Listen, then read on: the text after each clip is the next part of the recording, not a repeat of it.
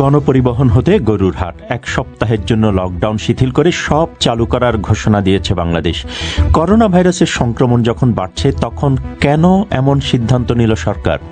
আপনাকে একই সাথে চিন্তা করতে হবে, দীর্ঘদিন ধরে যেটা বন্ধ আছে এবং আমাদের একটা বড় উৎসব, ধর্মীয় বড় উৎসব কোরবানির ঈদ, গরু কেনাকাটার বিষয়গুলো তো আমাদের ধর্মীয় বাধ্যবাধকতার কারণে কিন্তু আমাদের ছেড়ে দিতে হবে। তো এখানে একটা অর্থনৈতিক বিষয় তো আছে।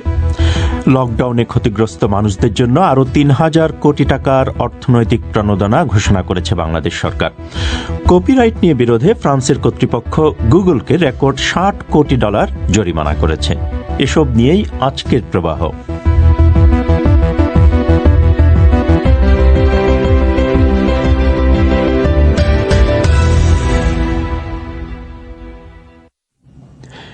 এই অনুষ্ঠান রেডিওতে আপনারা শুনছেন শর্টওয়েভ এবং FM প্রচার তরঙ্গে, একই সঙ্গে আমাদের ওয়েবসাইট bbcbangla.com-এ। আজকের সান্ধ্য আয়োজন প্রবাহে আপনাদের স্বাগত জানাচ্ছি আমি মোয়াজ্জেম হোসেন। গণপরিবহন হতে গরুর হাট, এক সপ্তাহের জন্য লকডাউন শিথিল করে সব চালু করার ঘোষণা দিয়েছে বাংলাদেশ। বাংলাদেশে করোনা ভাইরাসের সংক্রমণ যখন প্রতিদিনই নতুন রেকর্ড করছে, সেই পরিস্থিতিতে সরকারের এই সিদ্ধান্ত নিয়ে বিতর্ক দেখা দিয়েছে। সরকারের পরামর্শ কমিটি বা বিশেষজ্ঞ কমিটি বর্তমান পরিস্থিতিতে বিধিনিষেধ শিথিল না করার পরামর্শ দিয়েছিল, কিন্তু গতকালই সরকার ঘোষণা করে যে 15 হতে 23 জুলাই পর্যন্ত লকডাউন শিথিল করা হবে। সরকার বলছে মুসলিমদের পবিত্র ধর্মীয় উৎসব ঈদ উল আজহা উদযাপনের জন্য এটি করা হয়েছে। ঢাকা থেকে বিস্তারিত জানাচ্ছেন কাদির কল্লোল। ঈদকে কেন্দ্র করে 9 দিনের জন্য কোনো বিধিনিষেধ থাকছে না। সারা দেশে বসবে গরুর হাট, চলবে বাস, ট্রেন, লঞ্চ। দোকানপাট, শপিং মল এবং অর্থনৈতিক সব কর্মকাণ্ড স্বাভাবিকভাবে চালানো যাবে। সবকিছু খুলে দেওয়ার ক্ষেত্রে মাস্ক পরা এবং মানুষের সচেতনতা, এই দুটি শর্ত দেয়া হয়েছে। 2 সপ্তাহের চলমান বিধিনিষেধের মধ্যেও যখন করোনা ভাইরাসের সংক্রমণ এবং মৃত্যু বাড়ছে, তখন সরকারের এ ধরনের সিদ্ধান্ত নিয়ে প্রশ্ন তুলেছেন বিশেষজ্ঞদের অনেকে। সরকারের কারিগরি পরামর্শ কমিটির সভাপতি অধ্যাপক মোহাম্মদ শহীদুল্লাহ বলেছেন, তারা ঈদের সময়ও বিধিনিষেধ বহাল রাখার পরামর্শ দিয়েছিলেন, কিন্তু সরকার তা গ্রহণ করেনি বলে তিনি উল্লেখ করেন। যে শিথিল করার সিদ্ধান্ত, যেটা এরকম কোনো পরামর্শ জাতীয় কারিগরি পরামর্শ কমিটি আমরা দেইনি। এটার কারণটি হলো যে এখনো আমরা লক্ষ্য করছি যে প্রতিদিনই করোনার যে সংক্রমণের সংখ্যা সেটা বাড়ছে, আবার আমাদের মৃত্যুও বেশ কয়েকটি দিন ধরে বেশ অনেক উঁচুতে। আর তৃতীয় যেটি হলো পজিটিভিটি রেট, সেটাও কিন্তু অনেক উপরে, মানে 30 থেকে 32%-এর দিকে। এমত অবস্থায় আবার জনগণের যে মেলামেশা শুরু হবে, তাতে বিজ্ঞান বলে যে এখানে করোনা সংক্রমণ বাড়ার একটা বড় ধরনের ঝুঁকি থাকে। এখানে একটা ঝুঁকি আছে, সেটাই আমাদের বলার কথা। পরামর্শ কমিটির সুপারিশ উপেক্ষা করার ক্ষেত্রে সরকারের পক্ষ থেকে লম্বা সময় ধরে বিধিনিষেধের নেতিবাচক প্রভাবের বিষয়কেও যুক্তি হিসেবে দেখানো হচ্ছে। সারা দেশে চলমান বিধিনিষেধ রয়েছে 2 সপ্তাহ ধরে, কিন্তু দেশের বিভিন্ন জেলায় 1 মাসেরও বেশি সময় ধরে বিধিনিষেধের কারণে অর্থনীতি স্থবির হয়ে রয়েছে বলে সরকার মনে করছে। জনপ্রশাসন প্রতিমন্ত্রী ফরহাদ হোসেন বলেছেন, এই ঈদে পশু কোরবানির ক্ষেত্রে একদিকে ধর্মীয় বিষয় আছে, অন্যদিকে বছরে একবার কোরবানির পশুর বাজারকে ঘিরে বড় অঙ্কের অর্থনৈতিক কর্মকাণ্ড হয়। এই বিষয়কে সরকার বেশি গুরুত্ব দিয়েছে। এছাড়া মিস্টার হোসেন বলেছেন, ঈদের ঘরমুখো মানুষকে বাধা দিলে চরম বিশৃঙ্খলা সৃষ্টি হয়। গত ঈদের এমন অভিজ্ঞতাকে সরকার এবার বিবেচনায় নিয়েছে। দেশের বিভিন্ন প্রান্তরে কিন্তু কোথাও 1 মাসের উপরে, যেরকম রাজশাহীতে 1 মাসের উপরে চলছে, চাঁপাইনবাবগঞ্জে প্রায় 1.5 মাস ধরে চলছে, ঢাকার আশেপাশে জেলাগুলো আরো 1 সপ্তাহ আগে শুরু হয়েছে। কিন্তু আমরা অবশ্যই আশঙ্কাজনক একটা অবস্থার মধ্যে আমরা আছি। আমাদের সংক্রমণ হার 31%-এর উপরে।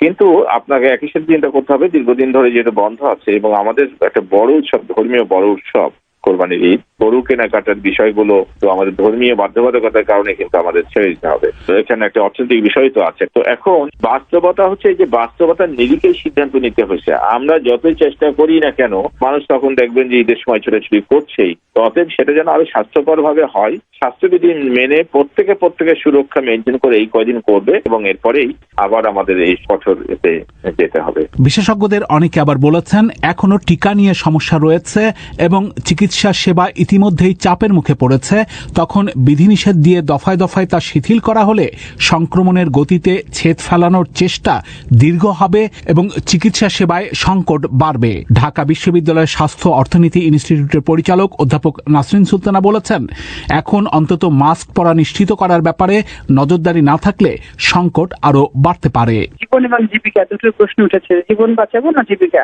আর সরকার এইসব জিনিস যাতে মাথায় নিয়ে লকডাউনটা তুলে দিয়েছে এক সপ্তাহের জন্য। আমি মনে করি যে এক্ষেত্রে তখনই পারবে না যদি জনগণ 100% মানে সবাই মাস্ক পরিধান করে। তবে জনপ্রশাসন প্রতিমন্ত্রী ফরহাদ হোসেন বলেছেন, ঝুঁকির বিষয়টিও সরকার বিবেচনায় রেখেছে, সেজন্য ঈদের পরপরই বিধিনিষেধ দেয়া হয়েছে এবং এবার গার্মেন্টস সহ সব শিল্প কারখানাও বন্ধ রাখা হচ্ছে বলে তিনি উল্লেখ করেন।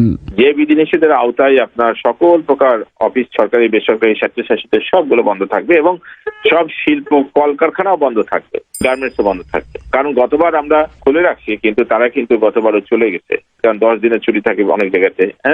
যার কারণে 23 তারিখ থেকে 5 আগস্ট পর্যন্ত সেটা কিন্তু আমাদের খুবই কঠোরতম, এই পর্যন্ত আমি বলবো কঠোরতম একটি বিধিনিষেধ, যাতে সকলে সেটাও আরো মেনে নিই। তিনি আরো বলেছেন, কিছুটা ঝুঁকি থাকলেও অর্থনীতি সচল রাখতে এখন সরকারকে বিধিনিষেধ শিথিল করার সিদ্ধান্ত নিতে হয়েছে, কিন্তু বিশেষজ্ঞরা বিপর্যয় বাড়ার আশঙ্কা করছেন। ঢাকা থেকে কাদির কল্লোল। এদিকে করোনা ভাইরাস লকডাউনে ক্ষতিগ্রস্ত নিম্ন আয়ের মানুষকে সহায়তা করার জন্য বাংলাদেশ সরকার আজ ৩,২০০ কোটি টাকার আরেকটি অর্থনৈতিক প্রণোদনা ঘোষণা করেছে। প্রধানমন্ত্রী শেখ হাসিনা আজ এই ঘোষণা দিয়েছেন বলে এক সংবাদ বিজ্ঞপ্তিতে জানানো হয়। বরাদ্দ করা এই টাকার কিছু অংশ কম সুদে ঋণ আকারে দেওয়া হবে এবং কিছু অংশ খাদ্য এবং নগদ সাহায্য হিসেবে দেওয়া হবে। তবে অর্থনীতিবিদরা বলছেন, ক্ষতিগ্রস্তদের তালিকা যদি সঠিকভাবে করা না হয় তাহলে কোনো সুফল আসবে না। বিস্তারিত শুনুন ঢাকা থেকে আকবর হোসেনের রিপোর্টে। প্রধানমন্ত্রীর দপ্তর থেকে জানানো হয়েছে, সবচেয়ে বেশি টাকা দেওয়া হবে গ্রামে কর্মসংস্থানের সুযোগ সৃষ্টির জন্য। সরকারের বিভিন্ন বিশেষায়িত ব্যাংকের মাধ্যমে ১৫০০ কোটি টাকা দেওয়া হবে, যেখানে সুদের হার থাকবে 4%। দ্বিতীয় সর্বোচ্চ বরাদ্দ যাবে পর্যটন খাতে, এখানে বরাদ্দ রাখা হয়েছে ১,০০০ কোটি টাকা। পর্যটন খাতের বিভিন্ন হোটেল মোটেলের কর্মচারীদের বেতন ভাতা পরিশোধ করার জন্য 4% হারে ঋণ দেওয়া হবে। এর পরের ধাপে রয়েছেন দিনমজুর, পরিবহন শ্রমিক, ক্ষুদ্র ব্যবসায়ী এবং নৌ পরিবহন শ্রমিক। এ খাতে সর্বমোট ১৭ লাখের বেশি মানুষ কর্মরত রয়েছেন, যাদের প্রত্যেককে ২৫০০ টাকা করে দেওয়া হবে। পরিকল্পনা কমিশনের সদস্য ও সিনিয়র সচিব শামসুল আলম বলেন, লকডাউনের কারণে যারা সবচেয়ে বেশি ক্ষতিগ্রস্ত হচ্ছে তাদের কথা চিন্তা করেই এই পরিকল্পনা সাজানো হয়েছে। করোনা যেহেতু বিস্তৃতি ঘটছে, চলমান রয়েছে, ব্যবসা বাণিজ্য এখনো তো মন্থর বলা যেতে পারে। এই অর্থে অপ্রাতিষ্ঠানিক খাতে গরিব প্রান্তিক যারা আছেন, ছোটখাটো ব্যবসায়ী, ভেন্ডর্স, রিক্সা পুলার, বস্তিতে যারা থাকেন ঢাকা শহরে, এরাই সবচেয়ে এখন বিপর্যস্ত অবস্থা চাপ যাবে। এটা মানে প্রধানমন্ত্রী খুব ভালোভাবে এই বিষয়টা অবগত আছেন এবং তাদের এই সময়ে এই প্রণোদনা প্যাকেজটি সহায়ক হবে। অর্থনীতিতে অর্থের প্রভাব ঘটানো দরকার, বিশেষ করে ভোগ ব্যয় বা জীবিকা বা বাঁচানোর জন্য এই সময়ে আমাদের অর্থ পৌঁছাতে হবে। প্রধানমন্ত্রী দপ্তর থেকে জানানো হয়েছে, সরকারের 333 নম্বরে ফোন করে যে কেউ খাদ্য সাহায্য চাইলে তাদের সে সহায়তা প্রদান করা হবে। এই জন্য জেলা প্রশাসকদের কাছে 100 কোটি টাকা বরাদ্দ দেওয়া হয়েছে। অর্থনীতিবিদরা বরাবরই বলে আসছেন, সঠিক অর্থনৈতিক পরিকল্পনা ছাড়া বিক্ষিপ্তভাবে লকডাউন কোনো সুফল দেবে না। এর আগেও নিম্ন আয়ের ৩৫ লাখ পরিবারকে 2 দফায় ২৫০০ করে টাকা দিয়েছিল সরকার। গত বছর কর্মহীন মানুষ এবং দরিদ্র জনগোষ্ঠীকে খাদ্য সহায়তা দেওয়ার ক্ষেত্রে দুর্নীতি, অনিয়ম এবং বিশৃঙ্খলার অভিযোগ উঠেছিল। ঢাকা বিশ্ববিদ্যালয়ের অর্থনীতির অধ্যাপক সায়মা হক বিদিশা বলছেন, প্রকৃত ক্ষতিগ্রস্তদের হাতে সাহায্য যাচ্ছে কিনা সেটি নিশ্চিত করাটা জরুরি। সঠিকভাবে বাস্তবায়নই হচ্ছে মূল চ্যালেঞ্জ। কারণ আমরা কিন্তু আমাদের যে পূর্বের যদি অভিজ্ঞতাগুলো একটু দেখি, গত 1.5 বছরের যে অভিজ্ঞতা, সেখানে আমরা যেটা দেখেছি সেই অভিজ্ঞতা কিন্তু অনেক ক্ষেত্রে কিন্তু খুব একটা ইতিবাচক আমরা চিত্র দেখি না। কারণ বেশ কিছু সমস্যা কিন্তু রয়েছে এবং সেই সমস্যাগুলোকে একটা বিবেচনায় নিতে হবে। আমরা যদি দেখি যে প্রথম বিষয়টা হচ্ছে যে ক্ষতিগ্রস্তদের চিহ্নিত করার ব্যাপারটা। কারণ আমরা জানি যে এ ধরনের ক্ষেত্রে অনেক সময় দেখা যায় যে যারা ক্ষতিগ্রস্ত হয়নি তারা অনেক সময় সাহায্য পায়, আবার যারা ক্ষতিগ্রস্ত হয়েছে তারা অনেক সময় সাহায্যটা পায় না।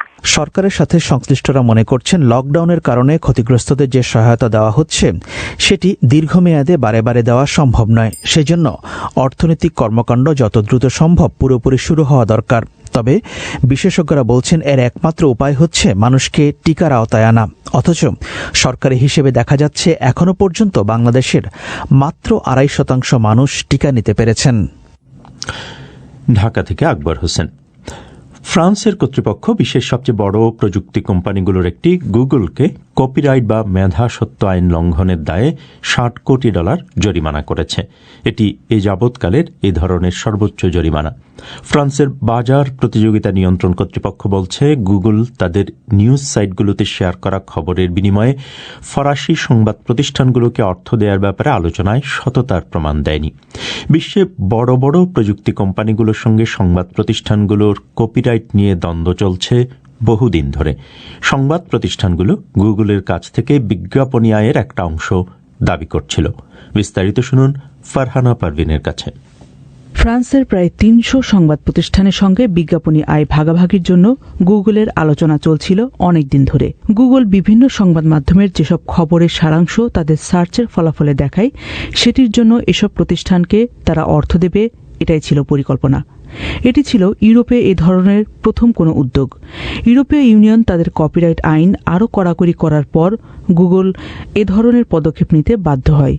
কিন্তু বড় বড় ফরাসি সংবাদ প্রতিষ্ঠানগুলো অভিযোগ করছিল এই আলোচনায় গুগল একটা অভিন্ন অবস্থানে পৌঁছাতে যথেষ্ট সততার পরিচয় দেয়নি। গুগল বলেছিল তারা 121টি ফরাসি সংবাদ প্রতিষ্ঠানকে 3 বছরে $7.60 কোটি দেবে কপিরাইট নিয়ে বিরোধ মেটাতে। ইউরোপীয় ইউনিয়নের এক রুলিংয়ে বলা হয়েছিল যখন কোনো সংবাদ প্রতিষ্ঠান গুগলের সঙ্গে এ নিয়ে আলোচনা করতে চাইবে তার 3 মাসের মধ্যেই সেই আলোচনা শেষ করতে হবে। কিন্তু ফ্রান্সের কর্তৃপক্ষ বলছে গুগল এই নিয়ম ভঙ্গ করেছে। আর এএফপির মতো কিছু কিছু প্রতিষ্ঠান গুগলের কাছ থেকে আরও বেশি পরিমাণে অর্থ দাবি করছিল।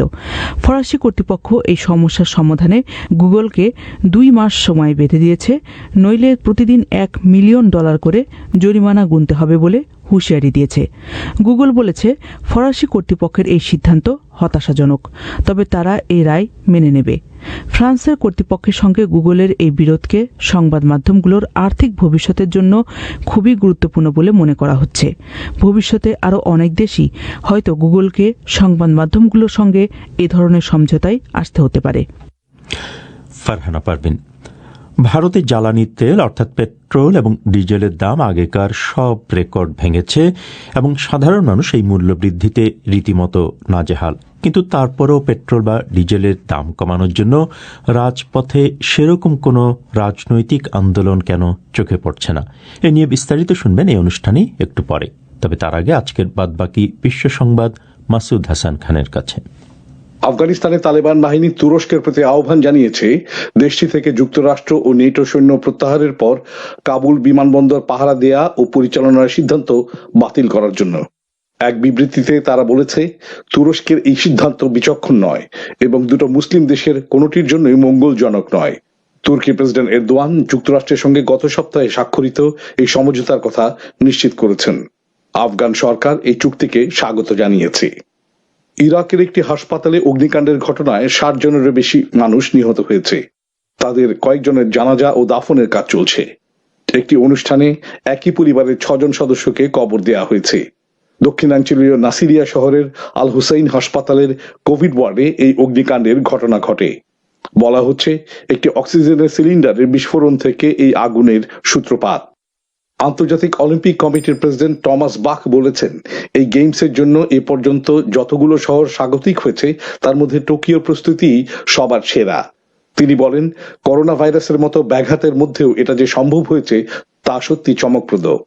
মিস্টার বাখ গত সপ্তাহে জাপানে আসার পর নিজেও কোয়ারেন্টিনে ছিলেন। মঙ্গলবার অ্যাথলেটদের ভিলেজটি আনুষ্ঠানিকভাবে খুলে দেওয়া হয়েছে। অলিম্পিক্সের ইভেন্টগুলো শুরু হওয়ার মাত্র 5 দিন আগে প্রতিযোগীরা এখানে ঢুকতে পারবেন এবং ইভেন্ট শেষ হওয়ার 48 ঘন্টার মধ্যে তাদের বিদায় নিতে হবে। অলিম্পিক শুরু হতে আর মাত্র 10 দিন বাকি। ব্রিটিশ সরকার অন্য দেশকে যে অর্থ সাহায্য দেয় তাতে কাটছাঁট করার সিদ্ধান্তের একজন অন্যতম বিরোধিতাকারী সাবেক মন্ত্রী অ্যান্ড্রু মিচেল বলেছেন, বিশ্বের দরিদ্রতম দেশগুলো থেকে অর্থ সরিয়ে নেওয়া এক গুরুতর ভুল। এই বিষয়ে পার্লামেন্টে এক ভোটাভুটি হতে যাচ্ছে, যাতে বৈদেশিক সাহায্য আগের স্তরে ফিরিয়ে নেওয়া বা সরকারের ঋণ ও দেনার সাথে এই অর্থ যোগ করা, এই দুটির মধ্যে কোনো একটিকে এমপিরা বেছে নেবেন। ব্রিটিশ সরকার মহামারী কারণ দেখিয়ে বৈদেশিক $500 কোটি বেশি পরিমাণ অর্থ ছাঁটাই করার ঘোষণা করার পর দেশে বিদেশে এর ব্যাপক সমালোচনা হয়। ব্রিটিশ স্বরাষ্ট্রমন্ত্রী প্রীতি প্যাটেলের বিরুদ্ধে ভণ্ডামির যে অভিযোগ এনেছেন ইংল্যান্ডের একজন ফুটবলার, তাতে মিস প্যাটেলের পক্ষে কথা বলেছেন ব্রিটেনের একজন মন্ত্রী। ইউরো 2020 ফাইনালে ইতালির কাছে ইংল্যান্ডের হারের পর যে 3 জন কৃষ্ণাঙ্গ ফুটবলারকে হেনস্থা করা হয়েছে, প্রীতি প্যাটেল তার নিন্দা করলেও ফুটবলার টাইরন মিংস বলছেন, খেলোয়াড়দের বর্ণবাদ বিরোধী প্রতিবাদে মাঠে ভক্তরা যে নিন্দাধ্বনি জানাচ্ছিল, মিস প্যাটেল তার কোনো নিন্দা করেননি। ব্রিটিশ মন্ত্রী বলেছেন, প্রীতি প্যাটেল নিজেই অনলাইনে বর্ণবাদের শিকার হয়েছেন এবং সবসময় তিনি এর বিরুদ্ধে সোচ্চার। প্রায় 1 সপ্তাহ ধরে সুয়েজ খালে আটকে থাকা যে জাহাজ বিশ্ব বাণিজ্যের উপর গুরুতর প্রভাব ফেলে বিশ্বের নজর করেছিল, সেটি অবশেষে 100 দিনের বেশি সময় পর মিশরের জলসীমা ছেড়ে চলে গেছে। সুয়েজ খাল কর্তৃপক্ষের দাবি করা ক্ষতিপূরণ নিয়ে দীর্ঘ দেন দরবারের ফলে এভার গিভেন নামে জাহাজটিকে সেখানে আটক রাখা হয়েছিল। গত বুধবার বিষয়টির নিষ্পত্তি হলেও ক্ষতিপূরণের অঙ্ক প্রকাশ করা হয়নি। বিশ্ব সংবাদ শুনছিলেন মাসুদ হাসান খানের কাছে। এবার শেষ করার আগে আবারও সংবাদ শিরোনাম। বাংলাদেশ সরকার বলছে, ঈদ এবং অর্থনীতির কথা বিবেচনা করেই সরকার 1 সপ্তাহের জন্য লকডাউন শিথিল করেছে, আর গুগলকে $60 কোটি জরিমানা করেছে ফ্রান্স। আমাদের পরবর্তী